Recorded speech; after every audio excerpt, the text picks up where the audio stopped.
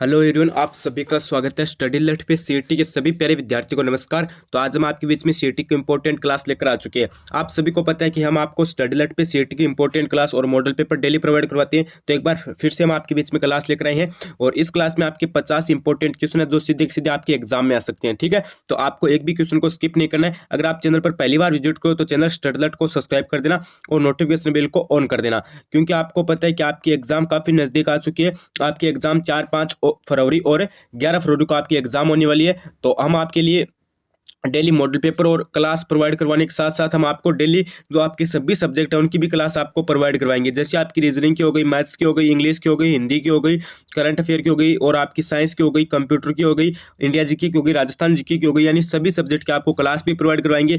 तो आपको सब्सक्राइब कर देना है और नोटिफिकेशन बेल को ऑन कर देना है। आप सभी को पता है कि अब आपके पास काफी कम समय है, क्योंकि आपकी जो एग्जाम है तो काफी नजदीक आ चुकी है। काफी हद तक 4-5 फरवरी और 11 फरवरी को आपकी एग्जाम है। तो आपके पास अब इतना काफी कम समय है। ठीक है, तो आपको अच्छी तरीके से तैयारी करनी है और सब्सक्राइब कर देना। और अभी वीडियो को स्टार्ट कर लेते हैं। आज की जो क्लास है उसको स्टार्ट कर लेते हैं। हमारे पास काफी कम समय है और अगर आपको इंपॉर्टेंट नोट्स वगैरह चाहिए, ठीक है, अगर आपको कंप्लीट नोट्स चाहिए, जैसे हमारे रीजनिंग की हो गई, मैथ्स की हो गई, गणित की हो गई, सॉरी मैथ्स की हो गई, हिंदी की हो गई और राजस्थान जीके की हो गई, इंडिया जीके की हो गई, करंट अफेयर की हो गई, अगर इन सभी के कंप्लीट नोट्स चाहिए तो आप व्हाट्सएप ग्रुप को ज्वाइन कर लीजिए। ठीक है, लिंक आपके डिस्क्रिप्शन के अंदर दी गई है। अब काफी सारे विद्यार्थी, पहले मैंने जो नोट्स थे वो टेलीग्राम पे प्रोवाइड करवाए थे, लेकिन काफी सारे विद्यार्थी बोल रहे हैं कि सर जी टेलीग्राम चैनल ज्वाइन नहीं हो रहा है, तो आप व्हाट्सएप पर नोट्स दे दीजिए। तो अब आपको नोट्स लेने हैं तो आप व्हाट्सएप ग्रुप को ज्वाइन कर लीजिए, उसकी लिंक डिस्क्रिप्शन के अंदर दी गई है। तो वीडियो को स्टार्ट कर लेते हैं। तो सबसे पहला क्वेश्चन है कि देवगढ़ के समीप स्थित पिंडमांट मैदान राज्य के कौन से भौतिक प्रदेश के अंतर्गत आता है।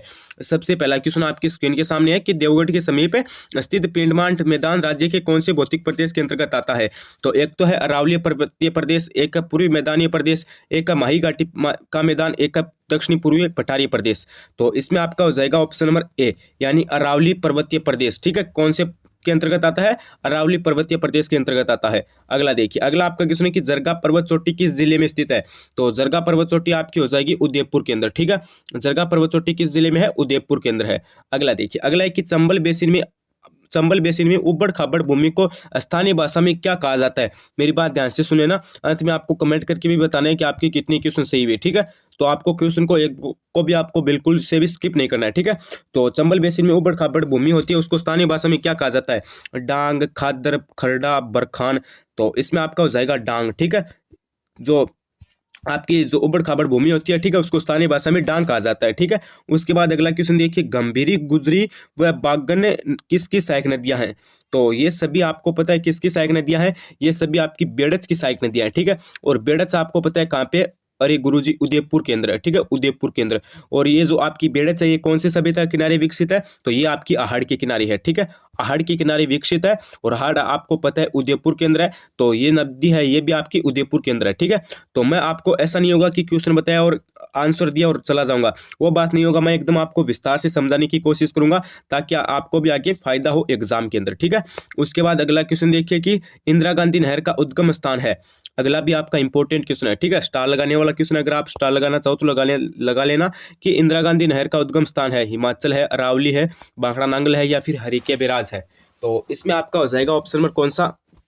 हरिके बैराज हो जाएगा। ठीक है, ऑप्शन नंबर डी हो जाएगा। ठीक है, और मेरी बात ध्यान से सुन लेना, अभी तक आपने चैनल को सब्सक्राइब नहीं किया या फिर व्हाट्सएप ग्रुप को ज्वाइन नहीं किया है तो ज्वाइन कर लेना और सब्सक्राइब कर देना, क्योंकि सब्सक्राइब करोगे तो आपको अन्य क्लास भी मिल जाएगी और अगर आप व्हाट्सएप ग्रुप को ज्वाइन करोगे तो आपको कंप्लीट नोट से मिल जाएंगे। ठीक है, प्रोवाइड करवा दिए जाएंगे। ठीक है, अगला देखिए, ठीक है, सब्सक्राइब भी कर देना। अगला क्वेश्चन देखिए कि जालोर व बाड़मेर जिलों तक पानी पहुंचाने के लिए कौन सी परियोजना है। यह भी आपका इंपॉर्टेंट है। ठीक है, ये भी क्या इंपॉर्टेंट है कि जालोर व बाड़मेर जिलों तक पानी पहुंचाने के लिए कौन सी परियोजना है। एक तो है बिसलपुर बांध परियोजना, एक है नर्मदा नहर परियोजना, एक है चंबल नहर परियोजना, एक है माही बांध परियोजना। तो क्वेश्चन नंबर आपका जो नेक्स्ट है ये, इसमें आपका कौन सा हो जाएगा? इसमें आपका हो जाएगा ऑप्शन नंबर बी, यानी नर्मदा नहर परियोजना है। ठीक है, जालोर और जो बाड़मेर जिले हैं, ठीक है, उनमें पानी पहुंचाने के लिए कौन सी योजना है? नर्मदा नहर योजना। ठीक है, और पहला रोपवे कहाँ पे है? जालोर के अंदर है, ये भी आपको पता है। थार का मरुस्थल थार महोत्सव, सॉरी आपका जो थार महोत्सव है वो कहाँ पर मनाया जाता है? वो आपका मनाया जाता है बाड़मेर में। ठीक है, ये भी आपको ध्यान में रखना है। अगला देखिए, अगला है कि कौन सा जिला आर्द्र जलवायु प्रदेश के अंतर्गत नहीं आता है। तो चार ऑप्शन आपको दिए गए हैं इसमें, एक तो है झालावाड़, एक है सीकर, एक है सॉरी एक है भरतपुर, एक है बूंदी, 4 ऑप्शन आपको दिए गए हैं। तो आर्द्र जलवायु के अंतर्गत कौन सा नहीं आता है, तो इसमें आपका सीकर, ठीक है, सीकर है वो आर्द्र जलवायु के अंतर्गत नहीं आता है, ठीक है। अगला देखिए, अगला आपका नेक्स्ट नंबर क्वेश्चन है कि राजस्थान को 2 भागों में बांटने वाली समवर्षा रेखा है, बताओ भाई कितनी है। राजस्थान को 2 भागों में बांटने वाली समवर्षा रेखा है, 25 सेंटीमीटर की है, या फिर 50 सेंटीमीटर की है, या फिर 100 सेंटीमीटर की है, या फिर 150 सेंटीमीटर की है। तो देखो इसमें आपका हो जाएगा ऑप्शन नंबर कौन सा, इसमें आपका हो जाएगा बी, यानी 50 सेंटीमीटर की है, ठीक है। अगला देखिए, अगला आपका क्वेश्चन है कि रखन, कांकड़ और डांग और रूद ये सभी क्या है, ये बताओ भाई, ये भी आपका इंपॉर्टेंट क्वेश्चन है। रखन, कांकड़, डांग और रूद ये सभी क्या है, त्योहारों के नाम है, स्त्रियों के गहने हैं, वन संरक्षण से संबंधित क्षेत्र है, या फिर प्राचीन शिलालेखों के नाम है। तो देखो इसमें आपका सी ऑप्शन हो जाएगा, ठीक है, यानी ये सभी है, ये वन संरक्षण से संबंधित क्षेत्र है, ठीक है, या फिर क्षेत्रों के नाम है। अगला क्वेश्चन देखिए, अगला आपका नेक्स्ट नंबर क्वेश्चन है कि फ्लेम ऑफ द फॉरेस्ट के नाम से प्रसिद्ध है, बताओ भी इनके नाम से कौन प्रसिद्ध है, फ्लेम ऑफ द फॉरेस्ट के नाम से कौन प्रसिद्ध है। तो इसमें आपका कौन सा हो जाएगा, 4 ऑप्शन आपको दिए गए, एक तो है पलास, एक है सालर, एक है बांस, एक है झाबुई। तो इसमें आपका हो जाएगा ऑप्शन नंबर ए, ठीक है, ऑप्शन नंबर कौन सा हो जाएगा, ए हो जाएगा, यानी पलास प्रसिद्ध है। अगला देखिए, अगला आपका क्वेश्चन है कि धामड़, करण एवं अंजन है, तो ये सभी क्या है, ये बताइए आप क्या है। गौरी नृत्य के 3 नायक है, राजस्थान में भेड़ों की किस्में है, राजस्थान में घास की किस्में है, या फिर भेड़ की नस्ल है। तो ये आपका क्या हो जाएगा, तो आप बोलोगे सर जी इसमें हमारा ऑप्शन नंबर सी हो जाएगा, यानी राजस्थान में घास की किस्म है, ठीक है, ये सभी क्या है, राजस्थान में घास की किस्में है। अगला देखिए, अगला है कि कोकरेज नस्ल किस पशु की है, बताओ भाई कोकरेज नस्ल किस पशु की है, सॉरी कोकरेज नहीं, यहाँ पे कांकरेज नाम है, क्या नाम है, कांकरेज जो नस्ल है वो किस पशु की है। एक तो है भैंस, एक है गाय, एक है ऊंट, एक है बकरी। तो इसमें आपका कौन सा हो जाएगा, हाँ बताओ जल्दी से, इसमें आपका कौन सा हो जाएगा। तो इसमें आपका हो जाएगा ऑप्शन नंबर कौन सा, बी हो जाएगा, यानी गाय, ठीक है, ये सभी किसकी नस्ल है, गाय की नस्ल है, ठीक है। एक आपको पूछ लिया जाता है साहीवाल किसकी नस्ल है, तब भी आपको बताना है गाय की नस्ल है, ठीक है। और एक आपकी कौन सी, गिर किसकी नस्ल है, तो वो भी आपकी गाय की नस्ल है। एक आपको पूछ लिया जाता है राठी किसकी नस्ल है, तो वो भी आपकी गाय की नस्ल है, ठीक है। तो गाय की प्रमुख 4-5 आपकी नस्लें हैं, उसे याद कर लेना। भैंस की 2 मुख्य नस्ल है, जाफराबादी और मुर्रा, ठीक है। और बकरी को गरीब की गाय कहते हैं, ये आपको पता है। और ऊंट की आपको पता है, एक तो नाचना नस्ल है, एक जैसलमेरी है, एक बीकानेरी है। तो ये आपकी ऊंट की प्रमुख नस्ल है, ठीक है। अगला क्वेश्चन देखिए, अगला है कि राजस्थान में रायका क्या है, बताओ भाई, ये भी आपका इंपॉर्टेंट है, ठीक है, ये भी क्या है, इंपॉर्टेंट है कि राजस्थान में रायका क्या है। गांव से गांव माल बेचने वाले को कहते हैं, नमक के व्यापारी को कहते हैं, ऊंट पालन पोषण करता को कहते हैं, या फिर घोड़े पालन पोषण करता को कहते हैं। बताओ राजस्थान में रायका किसे कहते हैं। तो इसमें आपको 4 ऑप्शन दिए गए हैं, इसमें आपका ऑप्शन नंबर सी राइट हो जाएगा, यानी ऊंट पालन पोषण करता कहते हैं, ठीक है। अगला देखिए, अगला आपका नेक्स्ट नंबर क्वेश्चन है कि राजस्थान में डूंगर के मांडो की पाल पर किस खनिज का खनन किया जाता है, बताओ भाई। राजस्थान में डूंगर के मांडो की पाल पर, ठीक है, किस खनिज का खनन किया जाता है। एक तो है फ्लोस्पार, एक है फ्लेसपार, एक है पायराइट्स, एक है बेराइट्स। तो इसमें आपका हो जाएगा ऑप्शन नंबर ए, ठीक है, यानी फ्लोस्पार का किया जाता है, ठीक है।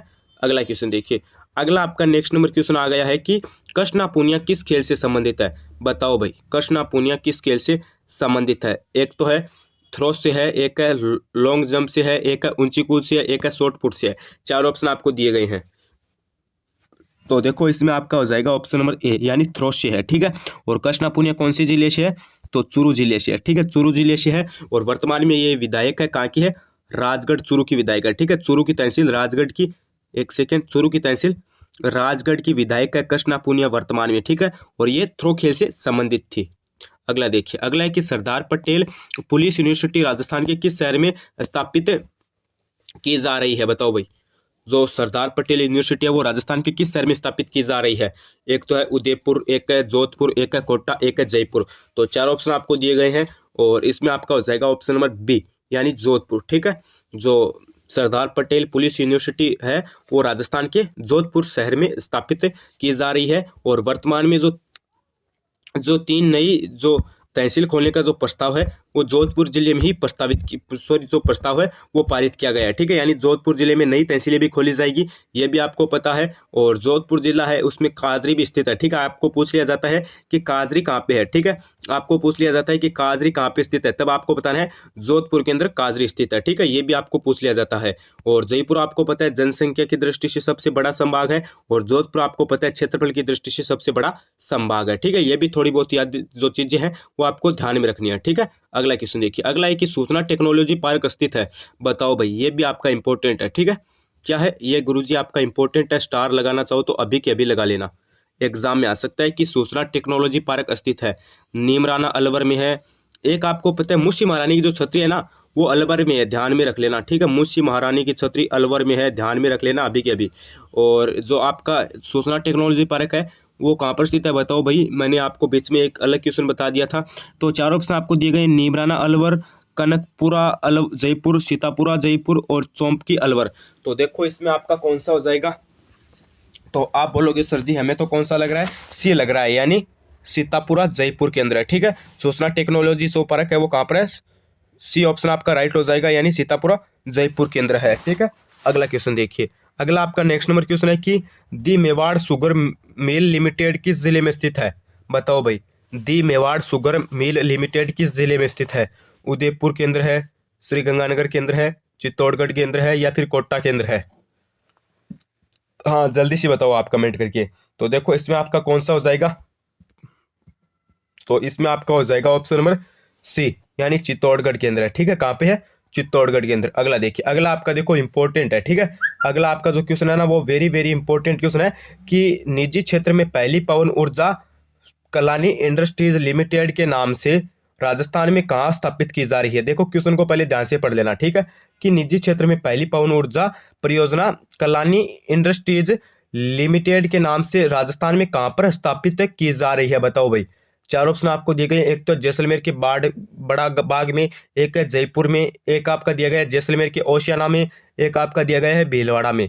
तो इसमें आपका कौन सा हो जाएगा, इसमें आपका ए ऑप्शन राइट हो जाएगा। कौन सा हो जाएगा, अरे गुरुजी ए ऑप्शन आपका राइट हो जाएगा। ठीक है, यानी जैसलमेर के जो आपका कौन सा है, जैसलमेर के जो बड़ा बाग है, ठीक है, वहां पर स्थापित की जा रही है। ठीक है, अगला देखिए। अगला आपका क्वेश्चन आ गया है कि राजस्थान के किस जिले में ऊर्जा पार्क स्थापित नहीं है, इस पे भी स्टार लगा लीजिए। ठीक है, राजस्थान के किस जिले में ऊर्जा पार्क स्थापित नहीं है, हनुमानगढ़ में, टोंक में, चित्तौड़गढ़ में, या फिर भीलवाड़ा में। तो इसमें आपका हो जाएगा भीलवाड़ा। ठीक है, राजस्थान के भीलवाड़ा जिले में जो ऊर्जा पार्क है, ठीक है, कौन सा पार्क, ऊर्जा पार्क है, वो स्थापित नहीं है। ठीक है, और भीलवाड़ा को वस्त्र नगरी कहते हैं, और राजस्थान का मैनचेस्टर भी भीलवाड़ा को कहते हैं। और टोंक में आपको पता है कौन सी सभ्यता है, रेड सभ्यता। ठीक है, रेड सभ्यता आपको पूछ ले कहाँ पे है, तब आपको बता रहे रेड। ठीक है, ये आपके कहाँ पे, टोंक के अंदर है। ठीक है, अगला देखिए। अगला है कि अरावली श्रृंखला के क्षेत्र में वनोरोपण का कार्य किसकी सहायता में संचालित किया जा रहा है, ये भी आपका इंपॉर्टेंट है। ठीक है, क्या है, इंपॉर्टेंट है। अरावली श्रृंखला के क्षेत्र में जो वनोरोपण का कार्य है वो किसकी सहायता में संचालित किया जा रहा है, एक तो है JBIC जापान, एक है इजराइल, एक है विश्व बैंक, एक है सीडा स्विट्जरलैंड। तो इसमें आपका कौन सा हो जाएगा, इसमें आपका ऑप्शन नंबर ए राइट हो जाएगा, यानी JBIC जापान। ठीक है, JBIC जापान की सहायता में जो अरावली श्रृंखला है उसके जो क्षेत्र में है ना वनोरोपण का कार्य है वो किया जा रहा है। ठीक है, अगला देखिए। अगला आपका नेक्स्ट नंबर क्वेश्चन है कि राज्य में सूखा व अकाल पड़ने का सबसे स्थायी कारण क्या है। अब आपको क्या बताना है कि राजस्थान में, ठीक है, कहां पर, राजस्थान में जो सूखा व अकाल है वो पड़ता है, आपको भी पता है, ठीक है, सभी को पता है। लेकिन इसके सूखा व अकाल पड़ने का मुख्य कारण या फिर प्रमुख कारण क्या है, या फिर आप मान सकते हो कि स्थायी, ठीक है, एकदम स्थायी कारण कौन सा है, वनों का कटाव है, अलग वर्षा है, अरावली की लंबो स्थिति है, या फिर जल संसाधनों का दुरुपयोग है। तो देखो आपको चार ऑप्शन दिए गए, एक तो कि वनों के कटाव के कारण पड़ता है, एक का अलग वर्षा के कारण पड़ता है, एक का अरावली की लंबो स्थिति के कारण पड़ता है, और चौथा ऑप्शन दिया गया है कि जल संसाधनों के दुरुपयोग के कारण पड़ता है। तो देखो इसमें आपका सी ऑप्शन राइट हो जाएगा। कौन सा, सी ऑप्शन राइट हो जाएगा। ठीक है, यानी अरावली की लंबो स्थिति होने के कारण राजस्थान में जो सूखा व अकाल है वो पड़ता है। ठीक है, आपको ध्यान में रखना है। अगला क्वेश्चन देखिए। अगला आपका नेक्स्ट नंबर क्वेश्चन है कि चूरू व हनुमानगढ़ जिले में जन सहयोग से चलाई जा रही आपणी योजना या फिर चलाई गई आपणी योजना किससे संबंधित है, बताओ भाई। ये क्वेश्चन करंट अफेयर का मान सकते हो आप। ठीक है, आपको पूछा जा सकता है कि आपणी योजना किन जिलों में चलाई जा रही है, बता देना। ठीक है, ये क्वेश्चन कई टाइप से बन सकता है। एक तो पूछा जा सकता है कि आपनी योजना का संबंध किससे है, किन जिलों से है, या फिर आपनी योजना की शुरुआत कहाँ से हुई, या फिर किस जिले में चलाई जा रही है, या फिर जो आपनी योजना है, ठीक है, वो चूरू और हनुमानगढ़ जिलों में चलाई जा रही है, इसका संबंध किससे है। ये आपको ऐसा पूछा जा सकता है कि जो आपकी अपनी योजना है, ठीक है, वो जल प्राधिकरण से संबंधित है, ये किस जिले में चल रही है। तो यानी आपको किसी भी टाइप से क्वेश्चन पूछा जा सकता है। तो अभी आपको यहाँ पे चार ऑप्शन दिए गए हैं। एक तो जल प्राधिकरण से संबंधित है, एक वन संरक्षण से संबंधित है, एक किसानों को कृषि के लिए ऋण से संबंधित है, एक ग्रामीण क्षेत्रों में रोजगार से संबंधित है। तो इसमें आपका हो जाएगा ऑप्शन नंबर ए, यानी जल प्राधिकरण से संबंधित है। ठीक है, आपकी जो चूरू व हनुमानगढ़ जिलों में आपनी योजना चलाई जा रही है, उसका संबंध जल से संबंधित है। ठीक है, अगला देखिए, अगला है कि न्यायपूर्ण वितरण एवं समानता के साथ विकास कौन सी योजना का मुख्य उद्देश्य है। बताओ भाई, यहाँ पे आपका जो ये क्वेश्चन है यहाँ से है। ठीक है, न्यायपूर्ण वितरण एवं समानता के साथ विकास कौन सी, जो विकास है वो कौन सी योजना का मुख्य उद्देश्य है। बताओ, 10वीं पंचवर्षीय योजना का है, 9वीं का है, 11वीं का है, या फिर 7वीं ग्रामीण विकास कार्यक्रम का है। तो इसमें आपका कौन सा हो जाएगा। तो इसमें आपका हो जाएगा ऑप्शन नंबर डी राइट हो जाएगा। ठीक है, यानी समवंती ग्रामीण विकास कार्यक्रम का है। ठीक है, अगला देखिए, अगला आपका देखो इंपॉर्टेंट क्वेश्चन है कि राजस्थान संस्कृत अकादमी कहाँ पर स्थित है या फिर कहाँ पर स्थापित है। बताओ भाई, राजस्थान संस्कृत अकादमी कहाँ पर स्थापित है। चार ऑप्शन आपको मैं दिखा देता हूँ। ये देखो, ये आपके चार ऑप्शन दिए गए हैं। एक तो है उदयपुर, एक है जयपुर, एक है बीकानेर, एक है अजमेर। तो इसमें आपका कौन सा हो जाएगा। इसमें आपका ऑप्शन नंबर बी राइट हो जाएगा। कौन सा राइट हो जाएगा, ऑप्शन नंबर बी राइट हो जाएगा, यानी जयपुर के अंदर है। ठीक है, जो राजस्थान संस्कृत अकादमी है वो कहाँ पर स्थापित है, जयपुर के अंदर स्थापित है। अगला देखिए, अगला आपका नेक्स्ट नंबर क्वेश्चन है कि राष्ट्रीय विधि विश्वविद्यालय कहाँ पर स्थित है।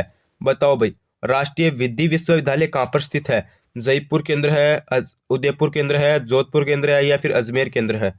तो यहाँ पे आपका कौन सा हो जाएगा, यहाँ पे आपका हो जाएगा ऑप्शन नंबर सी, यानी जोधपुर के अंदर है। ठीक है, राष्ट्रीय विधि विश्वविद्यालय है वो जोधपुर के अंदर स्थित है। ठीक है, तो अभी हम अगला क्वेश्चन देख लेते हैं। अगला क्वेश्चन आपका दिया गया है कि तिमनगढ़ जो दुर्ग है वो कहाँ पर स्थापित है या फिर कहाँ पर स्थित है। जो तिमनगढ़ दुर्ग है वो कहाँ पर स्थित है, सवाईमाधोपुर के अंदर है, जयपुर के अंदर है, भरतपुर के अंदर है, या फिर धौलपुर के अंदर है। तो इसमें आपका कौन सा हो जाएगा, इसमें आपका हो जाएगा ऑप्शन नंबर सी राइट हो जाएगा, यानी भरतपुर के अंदर है। ठीक है, भरतपुर के अंदर। और एक आपको पता है भरतपुर के अंदर जो राष्ट्रीय सरसों अनुसंधान केंद्र है वो भी आपका भरतपुर के अंदर है। ठीक है, सरसों अनुसंधान, ठीक है, सरसों अनुसंधान केंद्र अगर आपको पूछ ले कि कहाँ पर स्थित है, तब आपको बताना है भरतपुर। अगला देखिए, अगला आपका नेक्स्ट नंबर क्वेश्चन है कि शेरगढ़ दुर्ग कहाँ पर स्थित है। देखो, ये भी आपका इंपॉर्टेंट क्वेश्चन है कि जो शेरगढ़ दुर्ग है वो कहाँ पर स्थित है। एक तो है भरतपुर, एक है बारा, एक है सवाईमाधोपुर, एक है जालोर। तो चार ऑप्शन आपको दिए गए हैं, हमें क्या बताना है कि शेरगढ़ जो दुर्ग है वो कहाँ पर स्थित है। तो इसमें हमारा हो जाएगा ऑप्शन नंबर बी राइट हो जाएगा, यानी बारा के अंदर। ठीक है, शेरगढ़ दुर्ग कहाँ पर स्थित है, बारा के अंदर है, और यहाँ पे आपका बी ऑप्शन राइट हो जाएगा। अगला देखिए, अगला है कि कोसवर्धन बारा के नाम से किस दुर्ग को जाना जाता है। एक तो है शेरगढ़ के किले को, एक है गागरोन के किले को, एक है बाला किले को, एक है लोहागढ़ के किले को। तो कोसवर्धन बारा के नाम से किस दुर्ग को जाना जाता है। तो इसमें आपका हो जाएगा शेरगढ़ के किले को। ठीक है, किसके किले को जाना जाता है, शेरगढ़ के किले को जाना जाता है। आप सभी को पता है कि जो शेरगढ़ का किला है वो भी कहाँ पे है, वो भी आपका बारा के अंदर है। ठीक है, तो यहाँ पे आपका ऑप्शन नंबर ए राइट हो जाएगा। अगला देखो, अगला आपका नेक्स्ट नंबर क्वेश्चन है कि बटनेर का जो दुर्ग है वो किसके द्वारा बनाया गया। अगला आपका नेक्स्ट नंबर क्वेश्चन है कि बटनेर का जो दुर्ग है वो किसके द्वारा बनाया गया। राव जोधा के द्वारा, राव मालदेव के द्वारा, राव देव हाड़ा के द्वारा, या फिर बाटी राजा भूपत के द्वारा। तो इसमें आपका हो जाएगा ऑप्शन नंबर डी, यानी बाटी राजा भूपत के द्वारा जो बटनेर दुर्ग है उसका निर्माण करवाया गया या फिर बनवाया गया। ठीक है, उनके द्वारा बनवाया गया। तो अगला क्वेश्चन देखिए, अगला आपका नेक्स्ट नंबर क्वेश्चन है कि गेटोर की जो छतरियां है वो किस राजवंश से संबंधित है। तो देखो, ये आपका इंपॉर्टेंट क्वेश्चन है। ये दो टाइप से आपका क्वेश्चन बन सकता है। ठीक है, एक तो आपको पूछा जा सकता है कि कछवा, सॉरी, जो यहाँ पे मैं पहले बता देता हूँ, पहले ये देखिए, हाँ, पहले क्वेश्चन को पहले ध्यान से पढ़ लीजिए कि गेटोर की छतरियां किस राजवंश से संबंधित है। एक तो है चौहान, एक है कछवा, एक है सिसोदिया, एक है बाटी। तो इसमें आपका हो जाएगा ऑप्शन नंबर बी, यानी कछुआ है, ठीक है, कछुआ राजवंश से संबंधित है गेटोर की छत्रियां। अब क्वेश्चन दो टाइप से बन सकता है, आपको मैं बता देता हूं। एक तो बन सकता है कि गेटोर की छत्रियां वो किस राजवंश से संबंधित है, तब आपका हो जाएगा कछुआ है। एक आपको पूछा जा सकता है कि जो कछुआ राजवंश है वो किस किन क्षत्रियों से संबंधित है, तब आपका हो जाएगा गेटोर की क्षत्रियों से, ठीक है।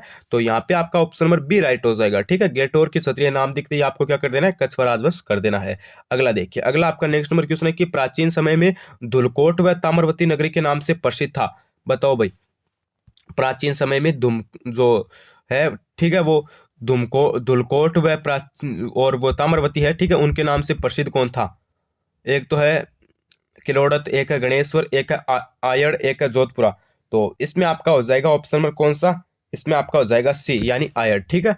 अगला देखिए, अगला आपका क्वेश्चन है कि ताम्रयुगीन सभ्यता की जननी के रूप में प्रसिद्ध है। बताओ भाई, ताम्रयुगीन जो आपकी सभ्यता है, ठीक है, उसकी जननी के रूप में प्रसिद्ध है। गणेश्वर है, ओजियाना है, या फिर बागोर है, या फिर आहड़ है। तो इसमें आपका हो जाएगा गणेश्वर, ठीक है। गणेश्वर आपकी कहाँ पे है, सीकर के अंदर है, ठीक है। इसमें आपका गणेश्वर राइट हो जाएगा। गणेश्वर आपकी सीकर के अंदर है और आहड़ आपकी कहाँ पे है, ये आपकी उदयपुर के अंदर है, ठीक है। ये भी आपको ध्यान में रखने है, ठीक है। अगला क्वेश्चन देखिए, अगला आपका क्वेश्चन है कि सामेल का युद्ध कब हुआ। अगला आपका नेक्स्ट नंबर क्वेश्चन है कि सामेल का युद्ध कब हुआ। एक तो है 1244 में, एक है 1344 में, एक है 1444 में, एक है 1544 में। तो चार ऑप्शन आपको दिए गए, हमें क्या बताना है कि सामेल का युद्ध कब हुआ। तो इसमें हमारा ऑप्शन नंबर डी राइट हो जाएगा, यानी 1544 में, ठीक है। सामेल का युद्ध कब हुआ, 1544 के अंदर हुआ था, ठीक है। अगला देखिए, अगला और नेक्स्ट नंबर क्वेश्चन देखते हैं। अगला आपका नेक्स्ट नंबर क्वेश्चन है कि आधुनिक भारत का भागीरथ किस पूर्व महाराजा को कहा जाता है। यह भी आपका इंपॉर्टेंट है, ठीक है। यह भी क्या है, इंपॉर्टेंट क्वेश्चन है कि आधुनिक भारत का भागीरथ किस पूर्व महाराजा को कहा जाता है। एक तो है गंगा सिंह, एक है राम सिंह, एक है जय सिंह, एक है राज सिंह।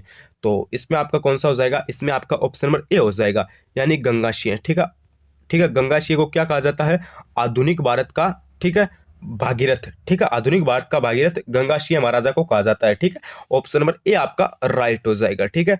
अगला क्वेश्चन देखिए, अगला आपका नेक्स्ट नंबर क्वेश्चन है कि मयूर, हाथी, कबूतर आदि पशु पक्षियों के सुंदर एवं बेजोड़ चित्रण के लिए कौन सी कला अपना विशिष्ट स्थान रखती है। हमें बताना है कि जो मयूर हो गया, ठीक है, हाथी हो गया, कबूतर हो गया, ये जो पशु पक्षी है ना, आदि पशु पक्षियों के सुंदर एवं बेजोड़ चित्रण के लिए कौन सी जो कला है, ठीक है, कौन सी जो कला है, ठीक है, चित्रकला, वो अपना एक विशिष्ट स्थान रखती है, ठीक है, या फिर अपना प्रभुत्व रखती है। तो एक तो है बूंदी शैली, एक है जयपुर शैली, एक है मेवाड़ शैली, एक है जोधपुर शैली। तो इसमें आपका कौन सा हो जाएगा, इसमें आपका हो जाएगा ऑप्शन नंबर कौन सा, ए राइट हो जाएगा, यानी बूंदी शैली, ठीक है। बूंदी शैली है वो एक अपना विशिष्ट स्थान रखती है, ठीक है। तो किस में रखती है, मयूर, हाथी, कबूतर आदि पशु पक्षियों के सुंदर बेजोड़ चित्रण के लिए अपना एक जो कला है, ठीक है, वो अपनी कला में एक विशिष्ट स्थान रखती है, ठीक है। अगला देखिए, अगला आपका क्वेश्चन है कि बनी ठनी जो है वो जो बनी ठनी है उनको भारत कला इतिहास में मोनालिसा की संज्ञा किसने दी। हाँ, क्वेश्चन को अभी पहले ध्यान से पढ़ लेना कि जो बनी ठनी है उसको या फिर बनी ठनी को भारतीय कला इतिहास में मोनालिसा की संज्ञा किसने दी। एक तो है कर्नल जेम्स टोड, आपको पता है कर्नल जेम्स टोड को राजस्थान के इतिहास के पिता कहा जाता है। और दूसरा ऑप्शन है पथिक लॉरेंस, एक है एरिक डिक्सन, और चौथा ऑप्शन है आपका जनरल स्टुअर्ट। तो इसमें आपका कौन सा हो जाएगा, आप बताइए, इसमें आपका कौन सा हो जाएगा। तो मेरे अकॉर्डिंग आपका इसमें ऑप्शन नंबर सी राइट हो जाएगा, यानी एरिक डिक्सन, ठीक है। जो बड़ी ठड़ी है, ठीक है, उसको भारतीय कला या फिर भारतीय कला इतिहास या फिर भारतीय इतिहास में मोनालिसा की जो संज्ञा है वो एरिक डिक्सन ने दी थी, ठीक है। और कर्नल जेम्स टोड आपको पता है राजस्थान के इतिहास के पिता कहा जाते हैं। अगला देखिए, अगला है कि बिंदोरी नृत्य की तुलना और किस नृत्य से की जा सकती है। बताओ भाई, गैर नृत्य से की जा सकती है, बम नृत्य से की जा सकती है, संग नृत्य से की जा सकती है, या फिर नेजा नृत्य से की जा सकती है। तो इसमें आपका ऑप्शन नंबर ए राइट हो जाएगा, यानी गैर नृत्य से की जा सकती है, ठीक है, गैर नृत्य से। अगला देखो, अगला आपका नेक्स्ट नंबर क्वेश्चन आ गया है कि हाँ, असंगत को छांटिए। अगला आपका नेक्स्ट नंबर क्वेश्चन है कि असंगत को छांटिए। तो एक तो है जयपुर का कथक घराना भानुजी, ये आपका राइट हो जाएगा। दिल्ली का घराना संद्रांग, ये भी आपका राइट हो जाएगा। और किराना घराना बंदे अली खां, ये भी आपका राइट है। ग्वालियर घराना हाजी सुजान खां, ये आपका गलत है, ठीक है। तो डी ऑप्शन आपका राइट हो जाएगा। अगला देखिए, अगला आपका क्वेश्चन है कि भील जनजाति में विवाह के अवसर पर किया जाने वाला नृत्य कौन सा है। तो इसमें चार ऑप्शन दिए गए, नेजा नृत्य, गौरी नृत्य, हाथीमना नृत्य, गौरी नृत्य। तो इसमें आपका हो जाएगा हाथीमना नृत्य, ठीक है। एक आपको पूछ लिया जाता है कि भीलों में छेड़ा फाड़ना क्या है। तो भीलों में जो छेड़ा फाड़ना है वो एक तलाक देना है, ठीक है, वो एक क्या है, तलाक देना। ठीक है, ये भी ध्यान में रख लेना। और अगला आपका नेक्स्ट नंबर क्वेश्चन है कि जो भीलों की भाषा में है, ठीक है, वो डेपार्ड का अर्थ बताइए, या फिर भीलों की भाषा में डेपार्ड को क्या कहते हैं। तो डेपार्ड का अर्थ क्या हो जाएगा, एक तो है पछेवड़ा, एक है बुक्तरी, एक है तंगदोती, एक है अंगर रखी। तो जो जो आपका डेपाड़ है, ठीक है, या फिर डेपाड़ा है, उसका अर्थ होता है आपका तंगदोती। ठीक है, क्या अर्थ होता है इसका, तंगदोती अर्थ होता है। ठीक है, एक आपको पूछ लिया जाता है कि भीलों में गमेती क्या है, या फिर भीलों के गांव के मुखिया को क्या कहते हैं। तो ऐसा आपको पूछ लिया जाता है, तब आपको बताना है गमेती कहते हैं। ठीक है, अगर आपको ऐसा पूछे कि भीलों के गांव के मुखिया को क्या कहते हैं, तो आपको बताना है गमेती कहते हैं। और अगर आपको ऐसा पूछ ले कि गमेती किसे कहते हैं, तब आपको बताना है भीलों के गांव के मुखिया को, ठीक है, गमेती कहते हैं। तो किसी भी टाइप से क्वेश्चन आ सकता है, आपको बस याद रखना है। अगला देखिए, अगला आपका नेक्स्ट नंबर क्वेश्चन है कि राजस्थान में भक्ति आंदोलन का अलग जगाने वाले प्रथम संत कौन थे। तो एक तो है संत रजब जी, एक है संत पिप्पा जी, एक है संत सुंदरदास जी, एक है संत धन्ना जी। तो इसमें आपका हो जाएगा ऑप्शन नंबर बी, यानी संत पिप्पा जी। ठीक है, कौन थे, संत पिप्पा जी। अगला देखिए, अगला आपका क्वेश्चन है कि वल्लभ संप्रदाय की एक महत्वपूर्ण पीठ स्थित है मेड़ता में, किशनगढ़ में, नाथद्वारा में, या फिर गलता में। गलता तीर्थ कहाँ पे है, तो आपको पता होना चाहिए जयपुर के अंदर है। ठीक है, और मेड़ता आपको पता है कहाँ पे है, नागौर के अंदर है। ठीक है, तो यहाँ पे जो पीठ है वो कहाँ पे है, महत्वपूर्ण स्थित है वल्लभ संप्रदाय की, तो वो है नाथद्वारा में। ठीक है, अगला देखिए, अगला आपका क्वेश्चन है कि तंवरवंशी अजमल जी के घर किनका जन्म हुआ। तो इनमें आपका हो जाएगा ऑप्शन नंबर 4 दिए गए हैं, रामदेव जी दिए गए हैं, मलिनाथ जी दिए गए हैं, गोगा जी दिए गए हैं, पंदराज जी दिए गए हैं। और आपको पता है तेजा जी का जन्म हुआ था आपका नागौर में, गोगा जी का हुआ था आपका ददरेवास चूरू में, और जो तेजा जी थे उनका खरनाल में हुआ था। और यहाँ पे कौन सा हो जाएगा, यहाँ पे आपका हो जाएगा रामदेव जी, यानी ऑप्शन नंबर ए राइट हो जाएगा। कौन सा राइट हो जाएगा, ऑप्शन नंबर ए राइट हो जाएगा। ठीक है, तंवरवंशी अजमल जी के घर रामदेव जी का जन्म हुआ था। ठीक है, तो और आपको पता है जो गोगा जी है उनका वृक्ष, जो उनका जो मंदिर है वो हमेशा खेजड़ी वृक्ष से नीचे होता है। ठीक है, और इनका जो मेला है वो वादियों में आता है। और जो आपके तेजा जी है उनका जन्म भी मैंने बता दिया है। और तेजा जी का जो मुख्य तीर्थ स्थल है वो आपका है परबतसर, और इनकी जो छतरी है तेजा जी की वो है लाछा गोजरी की छतरी। ठीक है, ये भी ध्यान में रख लेना। ठीक है, अगला देखिए, अगला आपका क्वेश्चन आ गया है कि गोगर आखड़े को किस अवसर पर बांधना मंगलकारी माना जाता है। तो एक तो है हल चलाते समय हल और कर्षक को बांधने पर, एक है श्रप दंशित व्यक्ति का श्रप विष कम करने के लिए, एक है गोगा नवमी की पूजा करते समय, एक है बैल या ऊंट को खरीदते समय। तो इसमें आपका ऑप्शन नंबर ए राइट हो जाएगा, यानी हल चलाते समय हल एवं कर्षक को बांधने पर। अगला देखिए, अगला है कि असंगत युग्म को छांटिए या फिर पहचानिए। डूंगरपुर जो प्रजामंडल है उसकी स्थापना 1944 को हुई, एकदम सही है। ठीक है, और झालावाड़ प्रजामंडल की 1940, ये भी सही है। कुशलगढ़ प्रजामंडल की 1942, ये भी सही है। प्रतापगढ़ प्रजामंडल की 1942 गलत है। ठीक है, यहाँ पे डी ऑप्शन आपका राइट हो जाएगा। अगला देखिए, अगला है कि अभिनव भारत समाज की स्थापना किसने की। तो अभिनव भारत समाज की स्थापना किसने की, भोगीलाल पांड्या ने, माणिक्यलाल वर्मा ने, जयनारायण व्यास ने, या फिर वीर सावरकर ने। तो इसमें आपका कौन सा हो जाएगा, इसमें आपका बताइए कौन सा हो जाएगा। हाँ, तो इसमें आपका हो जाएगा ऑप्शन नंबर डी राइट हो जाएगा, यानी वीर सावरकर ने। ठीक है, किसने की, वीर सावरकर ने की। अगला देखिए, अगला आपका नेक्स्ट नंबर क्वेश्चन है कि AJG हॉलैंड वह किसानों के बीच समझौते के पश्चात कितनी लागतें माफ कर दी गई थी। एक है 22, एक है 30, एक है 35, एक है 40। चार ऑप्शन में दिए गए हैं, यहाँ पे हमारा ऑप्शन नंबर सी राइट हो जाएगा। ठीक है, 35। ठीक है, 35 लागतें माफ कर दी गई थी। उसके बाद नेक्स्ट नंबर आपका इंपॉर्टेंट क्वेश्चन है, स्टार लगाना चाहो तो अभी लगा लेना, कि बिजोलिया किसान आंदोलन कब समाप्त हुआ। तो देखो आपको पता है बिजोलिया किसान आंदोलन से संबंधित अगर आपको पूछ लिया जाता है कि संबंधित कौन है, तब आपको बताना है विजय सिंह पथिक। ठीक है, और यह समाप्त कब हुआ था, 1922, 1927, 1920 या फिर 1941। तो इसमें आपका कौन सा हो जाएगा, तो आप बोलोगे सर जी इसमें हमारा ऑप्शन नंबर डी राइट हो जाएगा, यानी 1941 को। ठीक है, कब हुआ था, 1941 को ये समाप्त हुआ था। अगला क्वेश्चन देखिए, अगला देखिए, और आज का लास्ट क्वेश्चन है कि हाली प्रथा से अभिप्राय है, बताओ क्या है। एक तो आपका दिया गया है कि विवाह पर दिए जाने वाली दास दासी से है, एक है खेतों व घरों पर काम करने वाले बंधुआ मजदूर से है, एक आपका दिया गया है घरों पर काम करने वाले बंधुआ मजदूर से है, एक है युद्ध में ढोल नगाड़े वाले बजाने वाले सामान ढोने वाले स्थायी मजदूर से है। तो इसमें आपका हो जाएगा ऑप्शन नंबर बी, यानी खेतों व घरों पर काम करने वाले बंधुआ मजदूर से है किसका, हाली प्रथा का अभिप्राय। ठीक है, तो ये तो हमारे आज के इंपॉर्टेंट 50 क्वेश्चन थे। अभी आपको कमेंट करके बताना है कि आपके 50 में से कितने क्वेश्चन सही हुए। ठीक है, अभी आपको कमेंट करके बताना है कि आपके 50 में से कितने क्वेश्चन सही हुए, अपनी ईमानदारी से बता देना। और क्लास कैसी लगी, ठीक है, आपको क्लास कैसी लगी तो वो भी कमेंट करके बता देना।